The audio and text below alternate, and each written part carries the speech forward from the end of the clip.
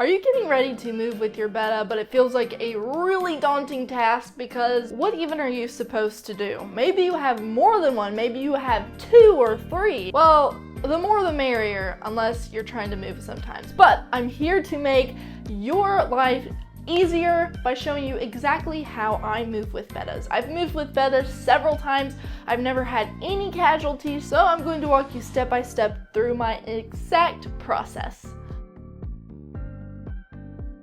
Hello friend and welcome back to Betta Days. I hope you're doing well and I hope you're having a lovely day. I'm so glad to see you here. Without further ado, I'm just going to hop into the first point, which is to gather your supplies. You really need to know what you need. This is going to make it so much easier. Either you can get you out a piece of paper to write out what you need, or you can go through it mentally and get out all the things, kind of lay it out on your desk, lay it out on your room.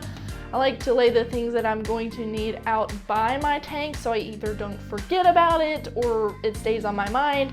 However you want to do that, make sure you have everything you need and it doesn't get packed away in another box. I know that when you get packing, things can get a little out of hand sometimes. You forget you packed something and then you realize you need it, so you need to reopen the box. We don't want to do that, so go ahead and get your things out. My list of things really looked just about like this. I needed a container, typically a ball jar. If for some reason you don't have a ball jar, you could use something like an old plastic container that maybe held cashews. I mean, it needs to be fairly big. I find that the largemouth ball jars work pretty well, 1 per Betta. If you want to do something a little bit bigger though, you could use something like the Kirkland's nut box if they still have those. They may come in a bag now, I don't know. But you can use a pretty big plastic container. The only thing you want to make sure is that it's either glass or plastic, but glass is my favorite because I know it's not going to leach anything out into the waters. Sometimes plastic can do that. So I'll get some kind of container, usually a jar. Then what you want to do is you want to get what you're going to put in that jar. I would not leave it completely empty. I'd put a couple things in the jar, just a few things to keep your Betta feeling a little bit safer. I like to add a little plant in there. If you have a Nubus or Java fern, you would put one of those in there. So make sure you have that on hand. Also, maybe a few rocks, some of your gravel. Make sure you have a little box because depending on how many fish you have, if you have more than one, you might want a little box just so you can put the jars in them to keep them with you so you can carry them all at once and you know where they are. If you only have one Betta, then you really don't have to worry about this because it's just going to be one jar that you're going to keep with you. And that's about all you're going to need. If you think of anything else, like you might want to get a small travel heater. Although I didn't use this, but most of my moves were local. So if you have a move that's a little bit further than that, maybe you're going to be making a couple stops or the process might take a couple days and you cannot set your Betta's tank back up and put them in there within the next 24 hours, you might want to look for a small heater that you could put in there just to keep them warm. Or maybe you could keep the inside of your car warmer, either way. So once you have all of your supplies together, what you will want to do is wait until the day of your move to get your Betta ready. So focus all your energy into packing your actual stuff, the rest of the stuff in the house. If you need to, take your Betta off of your desk or wherever you have it. If you need to go ahead and pack up the furniture it's sitting on, that's totally fine. You could just put the Betta tank either on the floor in your room. You could also move it to a bathroom counter. If you have a big bathroom counter, you can set it up on there. I've done that before. Now we are arriving at the day of the move. This is when you get everything set up. What I would do is once you have the jar with some rocks or a plant or whatever, fill it with water from the tank. That way your Betta's already used to it. So go ahead and just kind of fill with water from your tank. Then what you need to do is go ahead and add your Betta because at this point it is time to break the tank down, which is not really that complicated. Essentially, just remove the rest of the water from the tank. You don't have to worry about your tank cycle or whatever. The beneficial bacteria really doesn't live in the water column like a lot of people used to think. It's mostly in the substrate, on the filter media, and also on the decor. So removing all that water is going to, number one, keep it from sloshing out in the car during the move, and number two, keep it from being so darn heavy, because if you have a 5 or 10 gallon tank and you've tried to pick it up, you know what I'm talking about. Even if it's halfway full, even if it is a quarter of the way full, still much heavier. So that is what you're gonna do. Once you have your Betta set up, he's in this little container, you can put him to the side.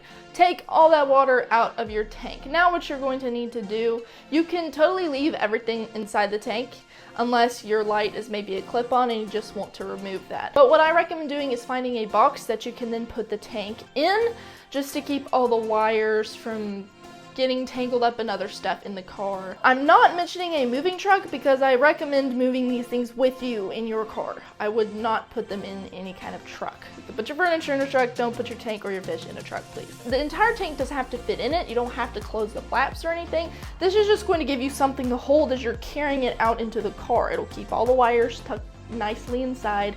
One thing I like to do, especially if it's a long distance move, is to cover the top with plastic wrap. This step is really important if you have aquatic plants. Because you've emptied out the water, they could dry out.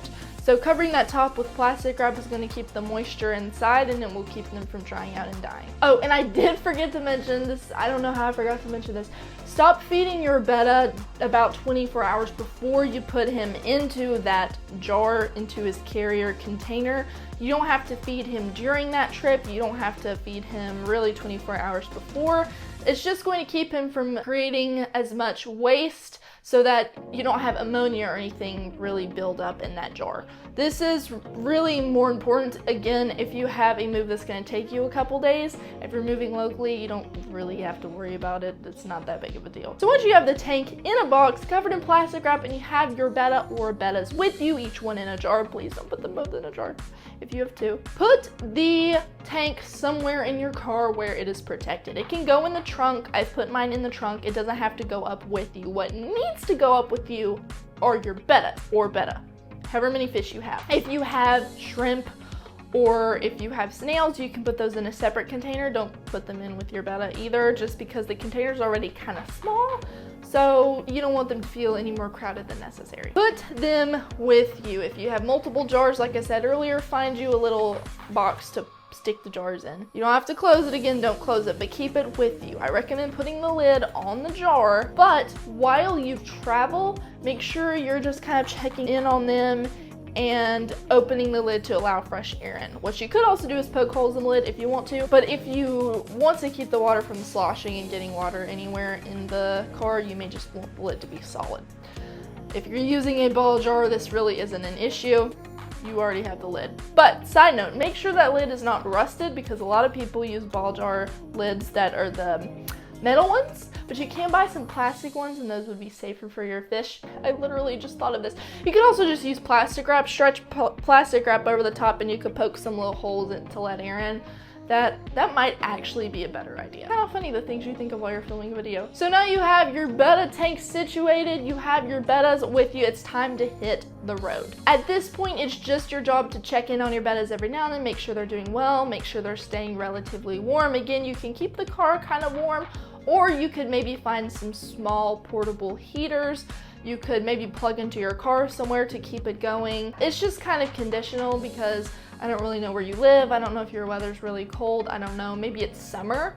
If so, then they'll probably be okay without it. If your trip is going to take a while, even though you're really not feeding your Betta, ammonia could still potentially build up in there. So what I would do is also take some water conditioner with you if it is a longer move, if it's not a local move. That way, wherever you make your stops, you could refill it. Get a little container, put some tap water in it, then put the dechlorinator, and then dump out a little bit in your Betta's jar and refresh it a little. Most tap water anywhere should be pretty safe as long as you add a dechlorinator. And I imagine if you're stopping at a hotel, maybe their tap water's probably fine. Just kind of monitor him throughout the trip, make sure he's okay. There's really not a whole lot you can do, just make sure he stays warm, make sure the water stays all right again if it's a long move. You could also bring some test strips with you if you want to. You can check his water every now and then to make sure the ammonia isn't going up at all. And then just do your thing. And then once you get there, one of my first things I do while everything is being set up is set up my tank, even if I have to do that on the floor, because a lot of time it takes a couple days just to get all your furniture in. I understand usually everything's pretty bare for the first week or two, so just put your Betta's tank on the floor, get it all situated, go to the tap, get out your dechlorinator that you have with you. Find a pot or a bowl, whatever you need, to put some of the water in, dechlorinate it, and put it in the tank. Gonna replug everything, just find a plug, replug it, and then let it warm up a little bit and kind of settle down before you put your Betta back in there. What you can do is just set him next to it in his little jar. Once everything seems pretty situated, looks great, you can put your Betta's jar in the tank to make sure that he acclimates to the temperature, since the water in the tank is likely going to be warmer since you have a heater in there. Then really all you need to do after he's acclimated somehow to the temperature, tip him in there and let him go. Then you can add the snails or whatever else you may have. And once you do that, you're pretty much done.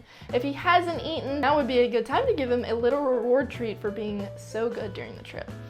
And then once you have your furniture set up wherever you want to put your Betta tank, empty it maybe about halfway like you would during a water change, and then have someone help you, depending on how big the tank is, have someone help you lift it up and set it on said table or desk or furniture, and then fill it the rest of the way. And there you have it. That is exactly how I moved with my Bettas. It is really not complicated at all. With a little bit of care and a little bit of monitoring, you will get through this. I promise. It is not as hard as it seems.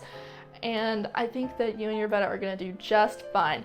And congratulations on your new home as well. I hope that everything goes smoothly and that you love your new place. Let me know in the comments if you're preparing for a move or if you've moved already. If there were any other tips or tricks that you know about that you didn't hear discussed in this video, please stick those in the comments so that we can continue to learn together. Before you go, if you haven't yet, join my free Facebook group, the Betta Fish Forum. It is a wonderful place to learn and grow and meet like-minded Betta keepers. It's also a great place to ask questions, so if there's ever anything you want to know, maybe you need some advice or some feedback, that is the place to go. You'll find a link to that in the description. All right, friend, that wraps things up for this week. I hope you are having a wonderful day, have a wonderful move, and I will see you soon.